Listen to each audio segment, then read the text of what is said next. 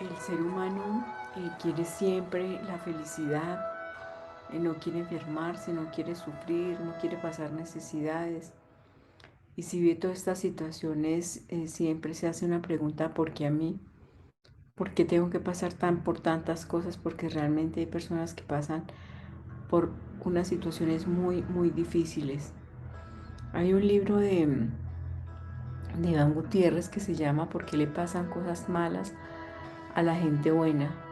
Y habla sobre este tema precisamente porque todos creemos que somos buenos, que actuamos bien y que por tanto no nos pueden pasar cosas malas. Y una de las mentiras más grandes que el enemigo le dice a la humanidad es que somos buenos. La persona que miente, la persona que engaña, que roba, que mata, que comete adulterio, la persona que estafa, esas personas siempre piensan que son buenas y que los demás son los equivocados. Pero algún día tendremos que llegar al juicio al que vamos a ser sometidos todos los seres humanos ante el Señor, y Él, con el estándar de lo que el Señor quiere que nosotros seamos, es que nos van a medir. No es con los derroteros del mundo, sino con los derroteros que Dios ha trazado precisamente para la humanidad. Y hoy entonces esta palabra nos está exhortando a que pensemos cuál es el sentido de las cosas que nos pasan, de las cosas difíciles que nos pasan en la vida, en el diario vivir. Por eso hoy vamos a orar al Padre dándole gracias por todo lo que nos habla con su palabra, por todo lo que nos enseña para guiar nuestra vida. Entremos en su presencia diciéndole: Padre, nos presentamos ante ti con humildad, nos humillamos ante ti porque hemos pecado, te hemos ofendido, te hemos fallado. Tú, por favor, perdónanos, Señor. Contra ti hemos pecado, hemos hecho lo que no te agrada, por eso tu sentencia es justa. Hoy te pedimos, Señor, que nos des la fortaleza de luchar contra nuestras debilidades, contra nuestras flaquezas. Señor, hoy reconocemos que somos de barro y queremos que tú seas nuestro alfarero, que tú construyas nuestra vida, que tú nos construyas como esas vasijas que tú quieres que nosotros seamos. Por eso nos colocamos en tus manos. Te pedimos que sea tu Espíritu Santo el que haga nuestras vidas a través de tu palabra. Que tu Espíritu Santo nos enseñe lo que tú quieres que nosotros aprendamos y nos recuerde lo que nuestro Señor Jesucristo realizó en esta tierra, que pasó solamente haciendo el bien. En la primera lectura está tomada del libro de Job, capítulo 3, versículos del 1 al 3, del 11 al 17 y del 20 al 23.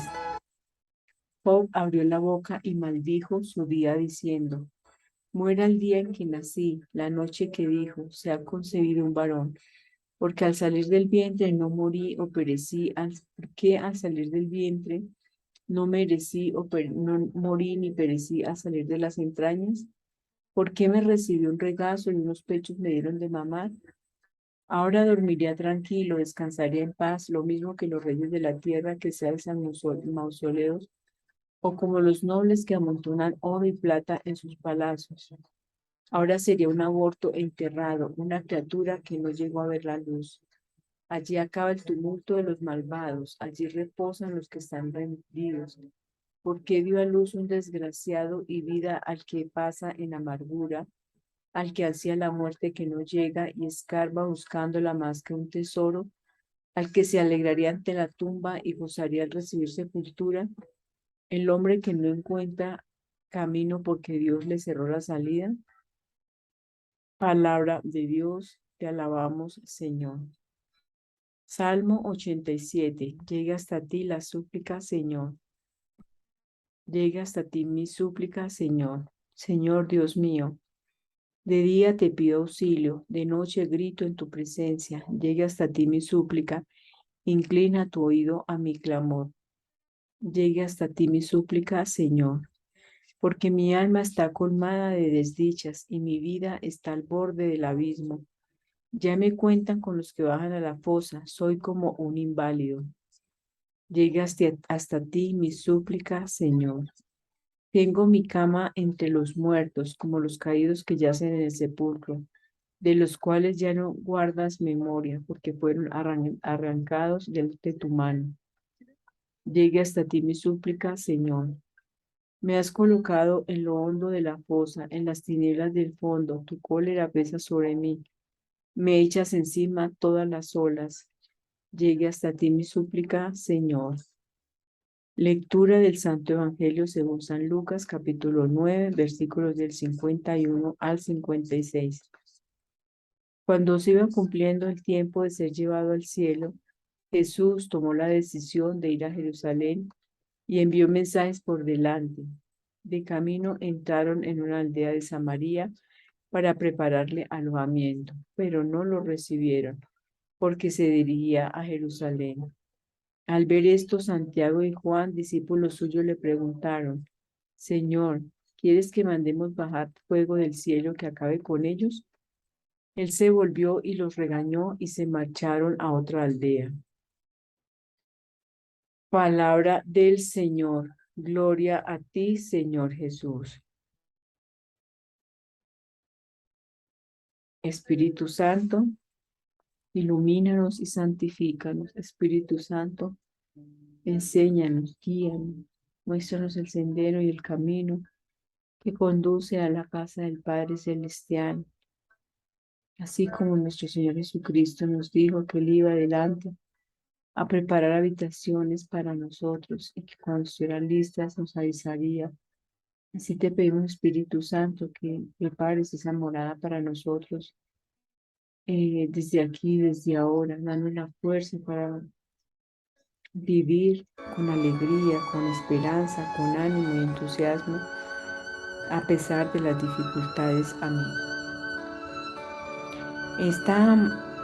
Esta lectura del libro de Job nos lleva a pensar en muchas situaciones que vivimos los seres humanos. Job está desde el primer capítulo, nos dice que Job era un hombre bueno, era un hombre justo, honrado, religioso, que era alejado del mal, que amaba a Dios y que lo respetaba. Job tenía esposa, tenía 7 hijos, era el más rico entre los hombres de Oriente, tenía servidumbre, tenía, y fuera de eso, pues era un hombre, reitero, religioso y alejado del mal. Sin embargo, fue probado por Satanás, por Satán, porque el Señor se lo permitió diciéndole, haz lo que quieras con sus cosas, pero a él no lo toques.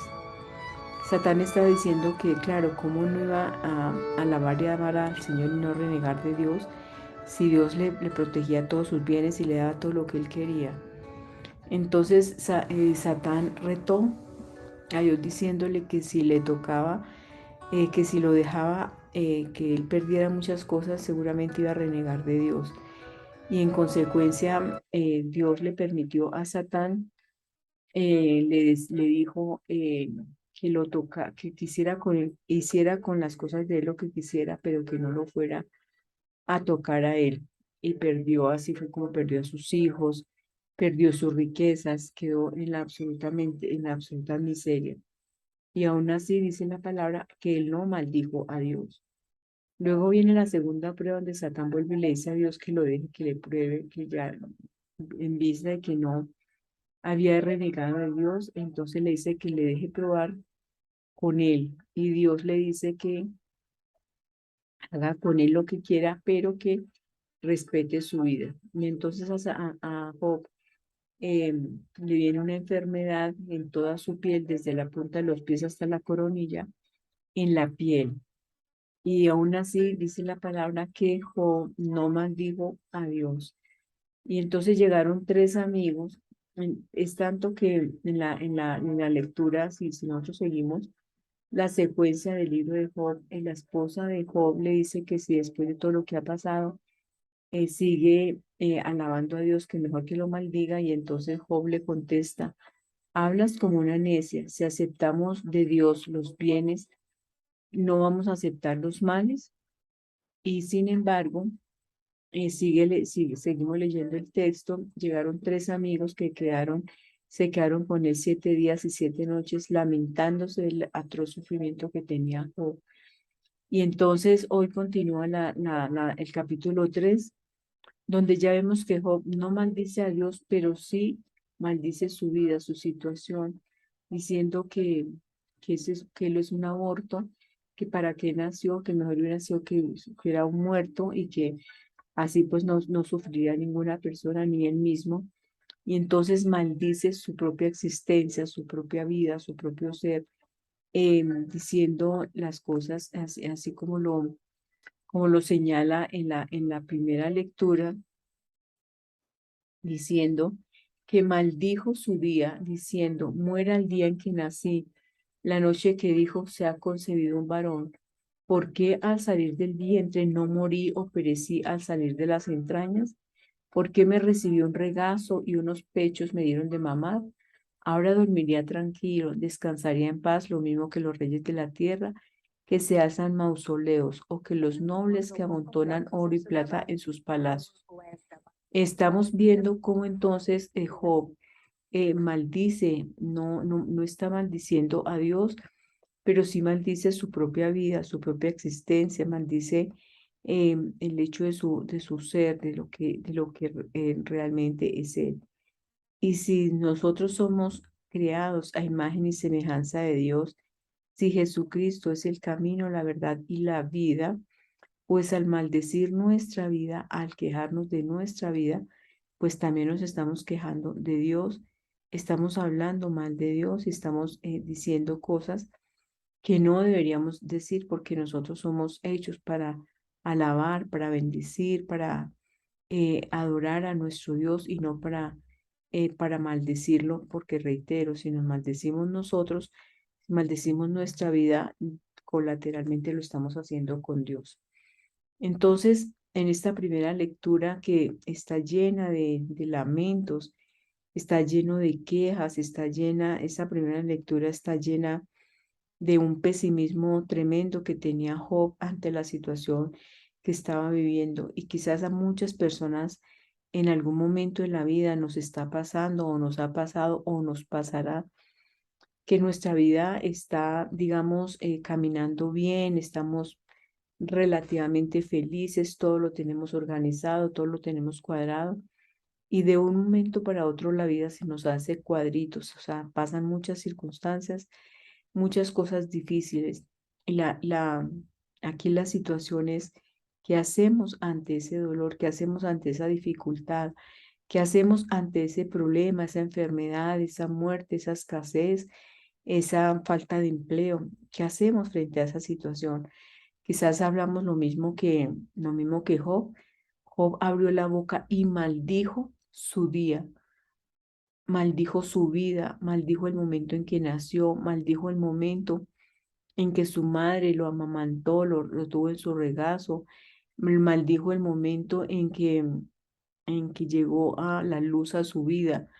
Es decir, que estaba renegando de absolutamente todo lo que era y lo que había sido. Entonces, ojalá que eso no nos pase a nosotros por muchas dificultades, por muchas situaciones que vivamos. Siempre debemos ponerlas en las manos del Señor, que sea el Señor el que las controle, que sea el Señor el que nos haga salir, el que nos dé la fuerza necesaria para luchar, para no rendirnos, para levantarnos cuando nos hemos caído, para fortalecernos en la enfermedad, para que nos dé fuerza en la tribulación, en la angustia, en el duelo. La búsqueda debe ser hacia el Señor, alabándolo, bendiciéndole, dándole gracias a Dios y no así como Job, que, eh, vuelvo a decir, maldijo su vida, maldijo el momento en que nació. Y así también en el Salmo también son súplicas y oraciones también de ante situaciones de desespero, de angustia. Dice, Dios mío, de día te pido auxilio, de noche grito en tu presencia, llegue hasta ti mi súplica, inclina tu oído a mi clamor, porque mi alma está colmada de desdichas y mi vida está al borde del abismo. Ya me cuentan con los que bajan a la fosa, soy como un inválido. Tengo mi cama entre los muertos, como los caídos que yacen en el sepulcro, de los cuales ya no guardan memoria porque fueron arrancados de tu mano. Me has colocado en lo hondo de la fosa, en las tinieblas del fondo. Tu cólera pesa sobre mí. Si echas encima todas, me echas encima todas tus olas. Ya vemos que el salmista también está hablando en términos de tribulación, de angustia, de desespero, de unas situaciones difíciles.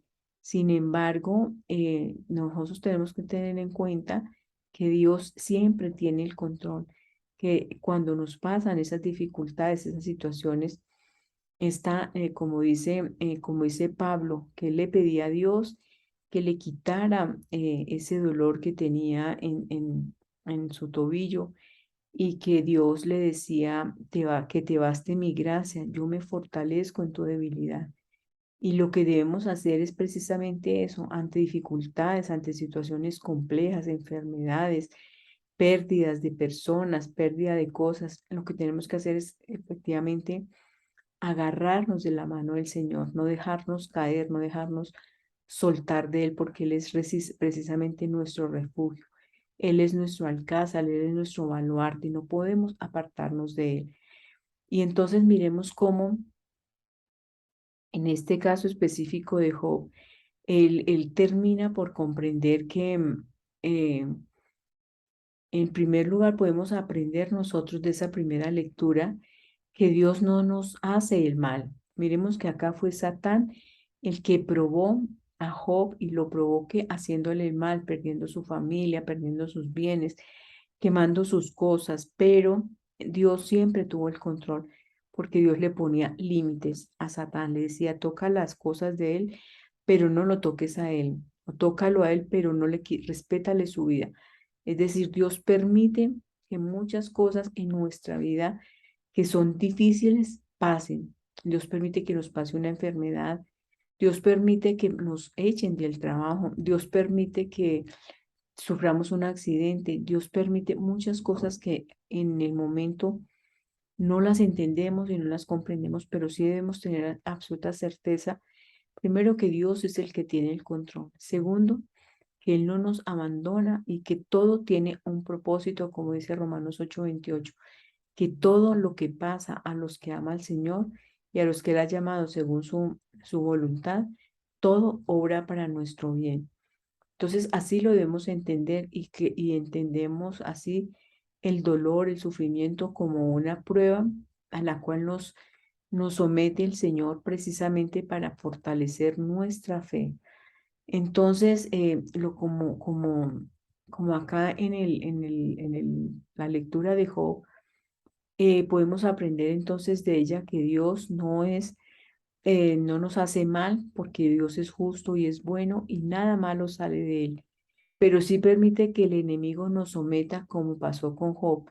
Primero le dijo a Satán que hiciera lo que quisiera con sus cosas, pero que con Job no se metiera. Luego le permitió una enfermedad, pero que no podía disponer de su vida. Luego siempre, siempre Dios tiene el control. Él coloca los límites y sobre todo está con nosotros. Podemos mirar en este mismo libro de Job, en el capítulo 42, que cuando Job termina acaba toda la experiencia que ha vivido, termina diciéndole al Señor, reconozco que lo puedes todo y ningún plan es irrealizable para ti. Yo que nada comprendía, puse en duda tu providencia. Es cierto, hablé de cosas que no comprendía, de maravillas que superan mi comprensión. Te conocía solo de oídas, ahora te han visto mis ojos. Job tuvo que pasar por muchas circunstancias difíciles para finalmente aprender a conocer a Dios. Miremos que está diciendo desde el capítulo primero y en el capítulo 2 que Job era religioso. Ser religioso no significa ser creyente. Ser religioso muchas veces es someternos a una ritualidad, como hacían los fariseos que conocían la ley, pero realmente no conocían a Dios, o como el hijo pródigo, el hijo mayor, que se puso furioso porque el papá celebró la fiesta cuando recuperó al hijo menor, diciéndole que el hijo siempre había malgastado todo y que él había estado con él, pero que no, nunca le había dado siquiera un cabrito para celebrar con sus amigos. El padre le dice que él es el dueño de todo y que no tenía por qué, em, todo lo que quería, lo que él tenía era de él. Entonces, en lo que está mostrando acá es que el hijo mayor no entendía el amor misericordioso de Dios. Y eso quizás entonces era lo que le pasaba a Job, que él decía conocer a Dios, conocía que era, dice que era religioso, y ser religioso no necesariamente significa ser compasivo, ser misericordioso y sobre todo conocer a Dios. Entonces, aquí también vemos en el Evangelio que señala que cuando se iba cumpliendo el tiempo, Jesús tomó la decisión de ir a Jerusalén y envió por delante a los mensajeros que fueron a Santiago y a Juan para que le prepararan alojamiento, pero nadie, no lo quisieron recibir. Entonces aquí hay una respuesta negativa de las personas, de la gente hacia Jesús que no lo quisieron recibir. Y quizás hoy muchísimas personas en el mundo siguen en la misma actitud de no recibir a Jesús. Y pero miren entonces Santiago y Juan, que eran sus discípulos, que le preguntan, Señor, ¿quieres que mandemos bajar fuego del cielo que acabe con ellos?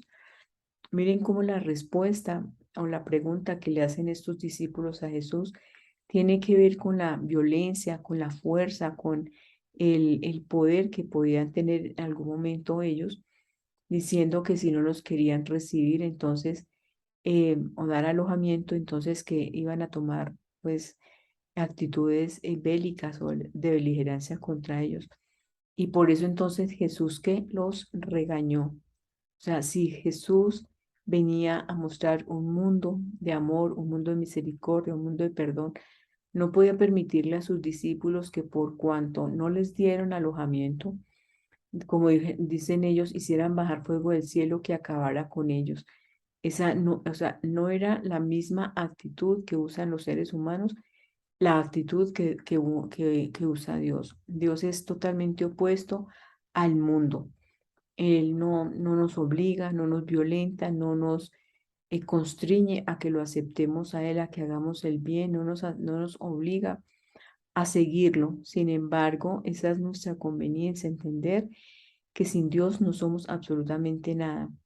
Por esa razón, entonces, Jesús regaña aquí a sus discípulos porque ellos lo que quisieron fue utilizar la violencia ante el rechazo de las personas.